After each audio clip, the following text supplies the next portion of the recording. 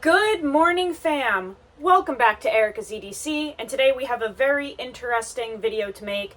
It's one that has been recommended for quite some time now, and I just took my time thinking about how to approach this topic because I think for some people it's going to be a little touchy.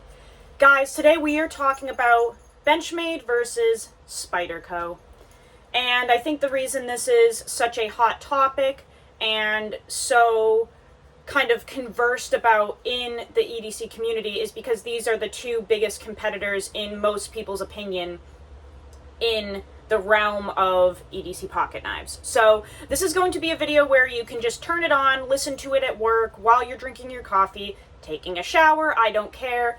But we're not going to be showing a ton of knives in this video, so you can really just kind of listen to the conversation.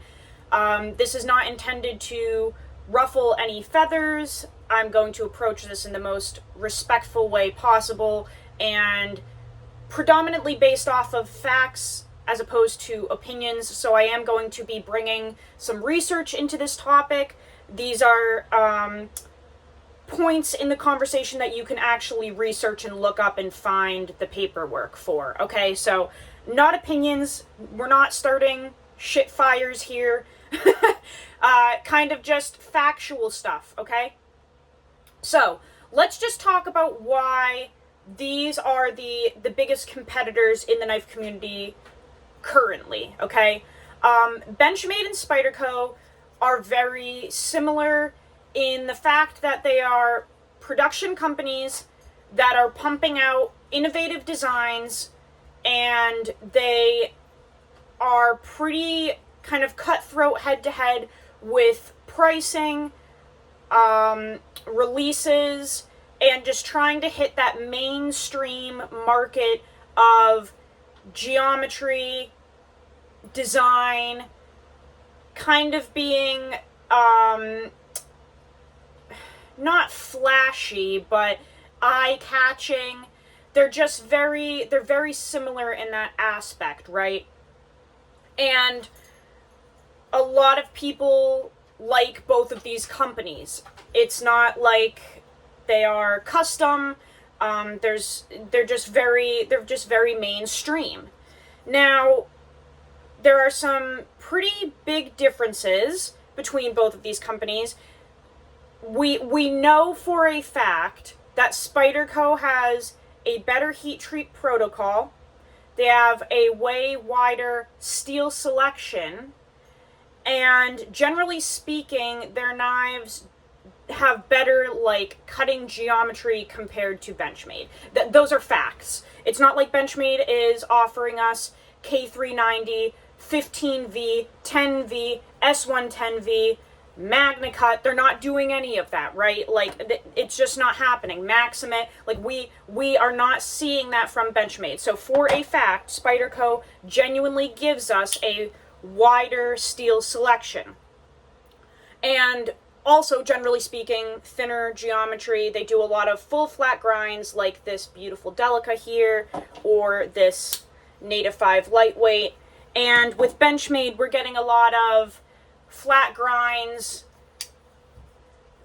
We can get some thin and slicey stuff like the Bug Out, but just generally speaking, it's a little more outdoorsy, I guess I would say. I think especially right now in the current times, Benchmade is really advertising and marketing their knives toward the outdoorsman, maybe even the hippie outdoorsman. We're seeing a lot of pastel colors. We're seeing some seafoam green, some rose pink colors, rose gold. I think that their color scheme in conjunction with the mini Bug Out and that little tiny knife that they just made that I forget the name of. It's like this little tiny box cutter thing that's like $200, and it's in rose gold and shiny and glittery. But their photography is based outside in the mountains and stuff, and at campfires. So Benchmade seems to be marketing their knives toward the avid outdoorsman, but the hippie version, because we have these beautiful colors. And Spyderco, I think, is just geared more toward the average EDC user. We're not getting those flashy colors. We're more focused on geometry, different steels and cutting performance. So that's one of the biggest differences between Benchmade and Spyderco. Although they're very similar in the EDC community with pricing and just who they're trying to suck in, it just seems like maybe Spyderco is trying to get like actual users to purchase their knives, whereas Benchmade, their marketing team is very much like, hey, I'm sure you're eating a granola bar and hummus and lighting incense while looking at this ad. Come buy the mini bug out in seafoam green for $200. XOXO Benchmade. So that's one of the biggest differences. But for me, the tipping point of Benchmade was when we had the bailout come out, and we had a pretty interesting oopsie with the bailout when it first came out, right? Because there was a specific steel that they released it in, and there was some research done and some capture testing, especially involving Clint from Alchemy 1, and we found out that the steel that they were using at the heat treat that they were claiming was absolutely not true, right? So we kind of debunked that, and then magically all of the claims of it being at that heat treat disappeared for a little while, and then we had a reintroduction, if you will, of the bailout at a different heat treat and a different hardness, and everything just went kind of haywire for a little, right? Now, you can look this up, I promise. Like, you can go watch videos on this, you can contact Clint. Well, maybe not blow up his DMs on Instagram, he'll probably go nuts, but that is a very real thing. We had a big controversy about the bailout, the steel, the heat treat, the hardness, all of this stuff. And that, for me, was kind of like the tipping point for Benchmade, because I mean, the knife is meant to cut, guys. I know that some people collect. I know that not everyone wants to use their shit. I don't care. But, like, it would frustrate me buying a knife that I figure is going to cut very well for a very long time because I paid an exclusive price for it to be in a specific steel at a specific hardness, and then it does not do that because that entire thing was a lie and a marketing scheme, and it wasn't even real life. That would frustrate me as a consumer. Even if I don't use my knives, it would still frustrate me being lied to, essentially, right? I wouldn't like that.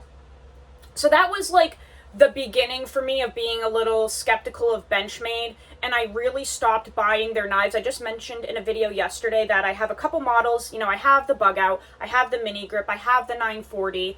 Those are knives that I want to keep in my collection, and even if I lost them or something, I would repurchase them because I just have kind of an emotional connection to these knives. I think that they're very well designed. I really enjoy using them, and I just like having them in my collection, so I would pay the ridiculous price to replace them if I lost them. But for me, I'm done kind of feeding into their new innovations. I'm not wanting to buy everything that they release that is new, because not only do I not trust it, but it just doesn't catch my eye, and I don't support that type of behavior from a company. So I have a few models from them that I like to keep on deck and I like to use, but I'm kind of done supporting them with their recent behavior because I don't want to enable it as a consumer, and that's just me. Whereas Spyderco, I really like where they're going. So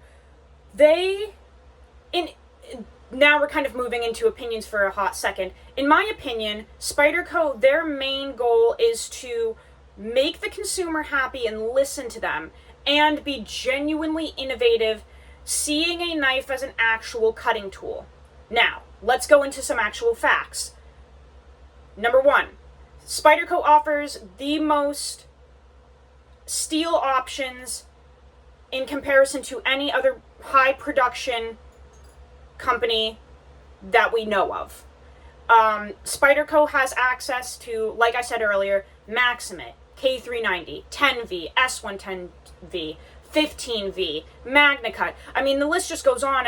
And they're continuously doing the Mule Team knives in different steels as well. We saw, what did we see? Rex 121, Rex 76. I have Rex 45 right here. We're not seeing those steels offered in such a wide display of designs from any other production company on the market right now. And the reason Spyderco does that is because they're continuously being innovative with seeing knives as cutting tools, and they are not only giving us a massive flavor testing of steels, but the heat treat is there, guys. They take the time to dial in that heat treat before they actually release the knife. That is not the same with Benchmade, right? Because, like we talked about earlier, we had that weird bailout thing happen where we jumped into a steel, we claimed it was a certain hardness, it wasn't, we covered up the whole thing, or maybe not covered up, but we just had something come up and now all the information is either gone or it has been changed. So, Spyderco, we have incredible heat treat. They take their time to really dial it in. It's very impressive what they're doing with their steel. I mean, even if we take the Sean Houston situation with him teaming up with Spyderco to do 15V on the paramilitary 2, the para 3, the shaman. I mean, they just really took their time to dial that in. And I thought that was so cool that they were totally open to working with a knife maker, a custom knife maker, and putting a production knife out there. I just think that's so cool that they were willing to do that, and that they were willing to listen to Sean and do the steel correctly. So Spyderco views knives as knives. They're really giving us incredible geometry, edge retention, heat treat, all the good stuff. And I really like that because for me, as a knife user, not a collector, I want my knife to cut. And I am looking for maximum performance, right? I don't care if your release for the year is a bug out or mini bug out in seafoam green, hummus tan, and your mom's thong pink. I don't care about that, right? I want the knife to cut and cut and cut and cut for as long as possible. So Spyderco may not be making 25 new designs each year, but they are going to continue looking at the designs that they have now and saying, okay, what flavor of steel can we offer now? And I guarantee if we, as consumers, kind of parroted for a couple months that we wanted, for instance, a Native 5 lightweight in K390, I guarantee by next year they would be putting that in the catalog. Seriously. I would not be surprised if next year, or maybe the year after, we have the Native 5 lightweight in K390 steel. Because that's how Spyderco is. They listen to us and they immediately jump on giving us what we want. And like I said, are we getting 25 new designs each year in the catalog? No, we're not. But that's not what the Spyderco fanboys want. We just want good steel, treated well, new steels, and we want to continue using our favorite models, but in different types of steel at the maximum performance level. That's what we want. And that's the difference between Benchmade and Spyderco. I think that the fan base is just different. And if we're talking about the average general user, no, they don't care about this. But if we're talking about people that are kind of loyal to the brand, that's kind of the difference, is maximum performance versus collector's item, fidgety, mainstream bullshit, really.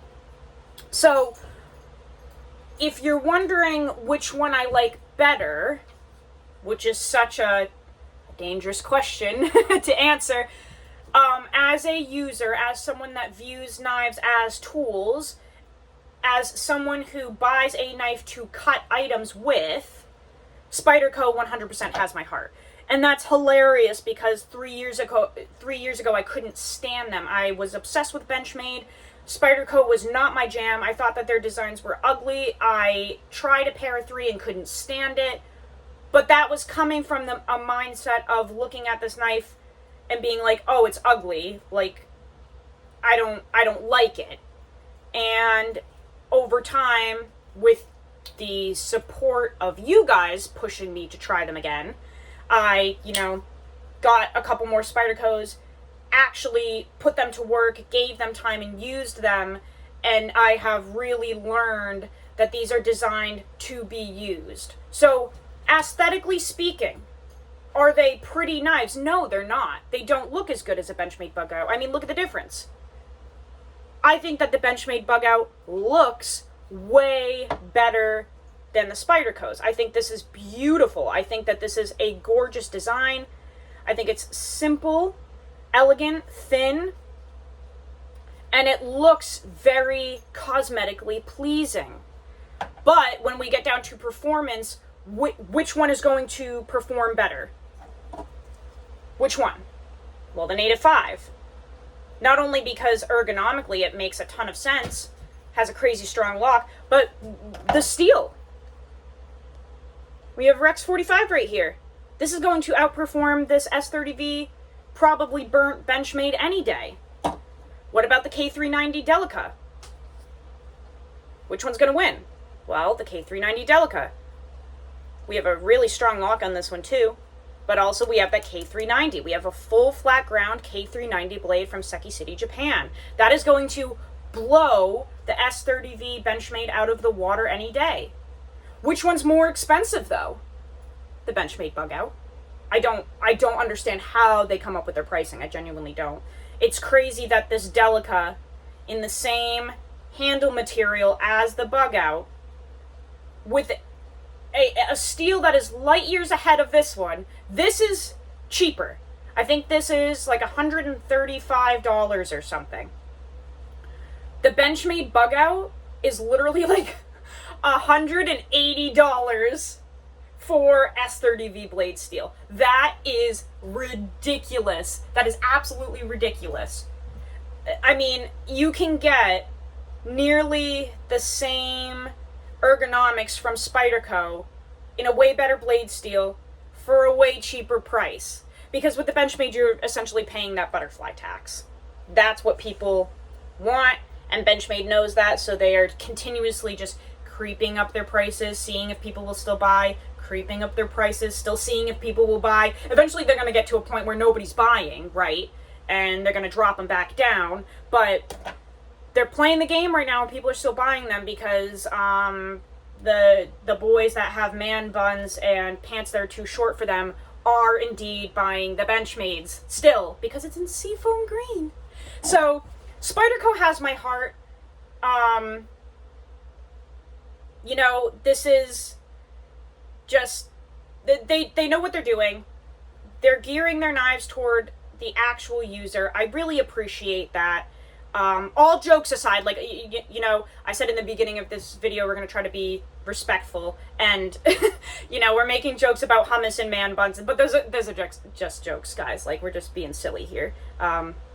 Your mom. There's another joke. We're just trying to lighten the mood here. But genuinely, realistically speaking, from a respectful standpoint, Spyderco, I think, is where you should invest your money because I genuinely appreciate what they do. I really like how they dial in the heat treat. I really enjoy that when you get a Spyderco knife, you can trust that it has been done correctly. Are there going to be lemons from any high mass production company? Yes. You're going to get lemons from Spyderco once in a while. You're going to get lemons from Benchmade once in a while. Any company, really, you can get a lemon from. Hell, I mean, I've even gotten one from Chris Reeve once, and that's supposed to be impossible, but look what happened. So, there will always be lemons that slip through the cracks, but generally speaking, you can trust Spyderco's heat treat, edge retention, and transparency, in my opinion, more than Benchmade's, and that's just how it is. So if you're coming into the community and you're looking at these two head-to-head competitors and thinking, which one should I buy? Which company should I invest my money in? Spyderco. Because we have the proof in the pudding that they're genuinely being innovated, seeing knives as cutting tools. They're giving us top-tier heat treatment, biggest selection of steel, and they just make sense. They just make sense, and they listen to the consumers. So, all jokes aside, hopefully I did not offend the man bun, hummus eating, Neanderthal.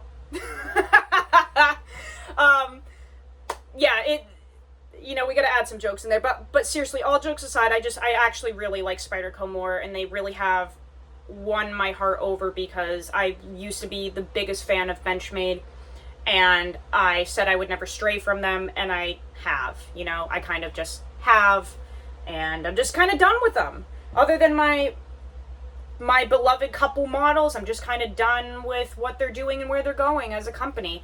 No offense to them, it's just not my cup of tea anymore, not my cup of coffee. I really like where Spyderco's going. So, with that being said, guys, hopefully that kind of clears the air on a couple things. I know that's a continuous question, Benchmade versus Spyderco, which one should I buy? Spyderco. We have the facts, right? So hopefully you enjoyed that video. Hopefully you did not take my jokes to heart. Go use your shit. Learn how to sharpen your knives. I love you guys so much. I will see you on the next video. Take care. I'll see you at your mom's house on Saturday night.